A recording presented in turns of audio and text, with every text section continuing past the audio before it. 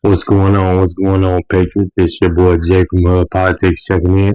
And y'all know how we start each and every one of them off, sending our thoughts and prayers out to Texas, the Carolinas, New Mexico, that beautiful baby girl who lost her life at Hershey's Water Park, the family and friends of those who got caught up in that NYC mass shooting, and also the family and friends of that fallen officer over there in Georgia.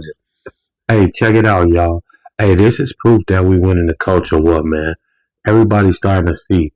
This is the second time, you know what I'm saying, in a week that I done seen some real reporting coming from the mainstream media, the left wing mainstream media.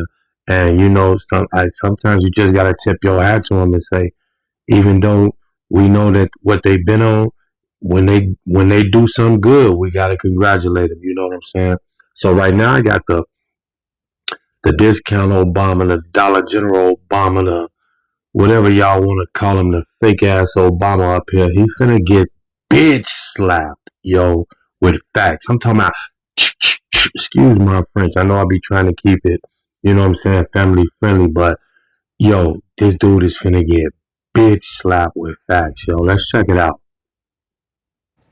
I guess this week, I don't know about deflation and costs coming down. All I can tell you is that the inflation rate itself was 2.7% in the most recent read year over year versus it got to a high of 9% under Biden.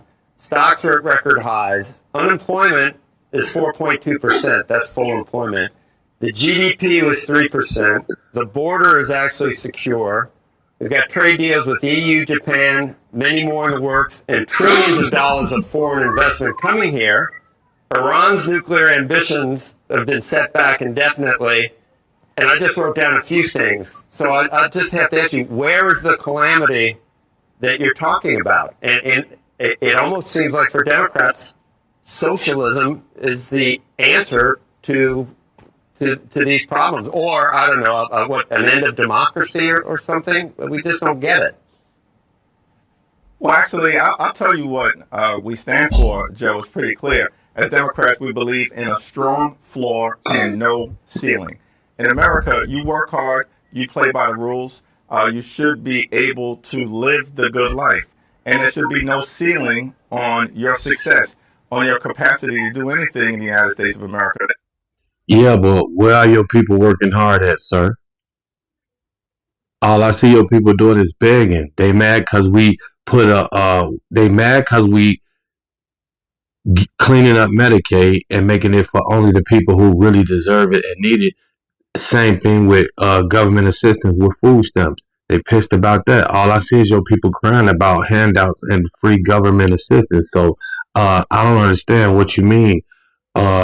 When you speak of no ceiling, is you talking about no ceiling for the freebies that you're going to hand out to your voters? I don't know. Make it clear to me, sir. But that's the great promise of this country. At the same period of time, there should be a strong floor. Today is the 90th anniversary of Social Security. It was born 90 years ago today. What we've seen from this administration is an attack on Social Security, an attack on Medicare, an attack on the Affordable Care Act, ripping Medicaid away from millions of Americans. That actually... Hey, this ain't no misinformation. This is just something I just want to ask. How many of these, remember all those people, the babies who was getting Social Security and the dead people who was getting Social Security and all that?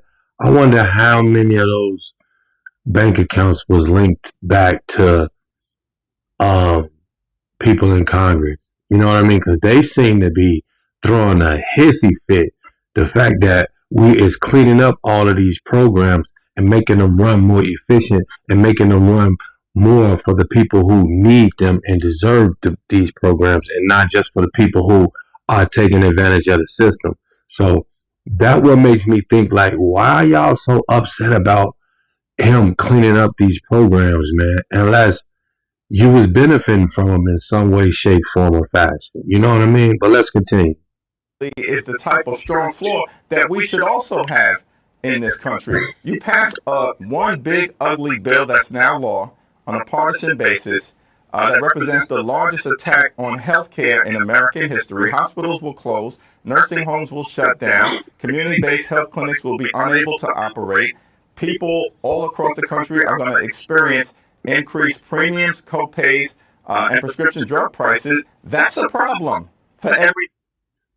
You mean like what we experienced under Obamacare? Because I wasn't really paying that much for insurance, health insurance and all that. And then when Obamacare kicked in, I think I went from paying like 200 and something a month to almost 600-700 or something a month. So I don't understand. What are you talking about, sir? Everyday Americans. I'm not talking about people who are already wealthy and well off and well connected. I'm talking about the everyday Americans that I represent in Brooklyn and that we're fighting hard for. In fact, those same Americans, food is being ripped out of the mouths of hungry children, veterans, and seniors with the largest attack on nutritional assistance in American history. I find that problem. Wait, let me get this straight, man. Potato chips, ice cream, cookies, and all of that. That's food? No, I think that's poison, player. That's nowhere near food. That is poison. You know what I'm saying? And they depending on that to keep us sick. And see, this is the tripped out thing. You know what I'm saying? They want us taxpayers to fund. They want us to fund everything. Their whole life of bad decisions. They want us to fund it. You know what I'm saying? They want us to. They want us to let them buy all this junk food and crap, all this unhealthy food, and get sick. They want us to let them do that with the food stamps and EBT, and then we got to turn around and pay for y'all Medicaid and Medicare for y'all diabetes and for all of this other crap, your high blood pressure and all this other crap. Like, you just want it all, and you don't want to. You just, oh my God, what's wrong with these people? What's wrong with these people, Patriots? They don't want to live healthy. They don't want crime down. I don't understand. I couldn't be a Democrat, man. I am embarrassed to say that I ever considered myself one. You know what I'm saying? Luckily, I wasn't political or doing no voting at the time that I did consider myself one. You know what I'm saying? My first ever vote. You know what I'm saying? And I'm a real grown man. My first ever vote was for Trump. Believe that. And I said, until somebody get up there and say, hey, man, I ain't got nothing else better to do, but I think I could do a better job at running the country. Until somebody get up there and say that and tell the truth, I wasn't going to ever vote. And when that man came down that escalator and said, hey, yo, black folks, y'all been voting for Democrats for 400 years and got the same old thing. What do you got to lose? I was like, that's my cue right there. You know what I'm saying? Let's wrap this up, y'all. Problematic in the United States of America, and millions of people do so as well. Leader, where do you land on this mayoral race in New York, and in particular on Mondani, who is clearly now the front runner in this situation, won the primary? You have not publicly come out endorsed him yet, and I'm curious what you're thinking. Well, he ran a strong race in the primary, obviously, relentlessly focused on affordability, which is a big problem, of course, here in New York City, along with every other part of the United States of America. They finna destroy New York. If they put this dude in office, they're going to destroy New York. And out-organize the opposition. But now during the general election, he's going to have to demonstrate to a broader electorate, including in many of the neighborhoods that I represent in Brooklyn, that his ideas can actually be put into reality. And that's, the conversation that he's having with me and having with people who are community leaders and residents in the 8th Congressional District I serve. Yeah, but ain't nobody listen to none of these commentators, not even the popular ones. I ain't talking about low string people like me. I'm talking about the popular commentators, the news, the other news. Nobody is picking up on what happened in Kansas City, Missouri. You know what I'm saying? I just did a video on that government assisted store shutting down within 5 years. So what you think a fully government funded store is gonna do? Oh, come on, do that to yourself. Go ahead and do it to yourself, New York. I dare you, bro. I dare you. And that sounds like you're not convinced then yet.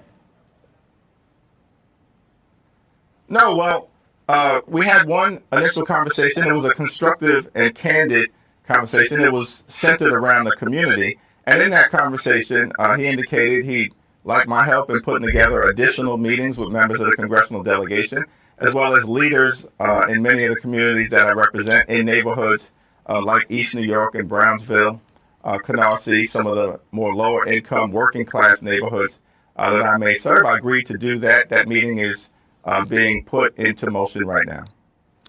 How do you think about him relative to Cuomo? And how do you think about the message of socialism or being a socialist and what that may portend for the Democratic Party?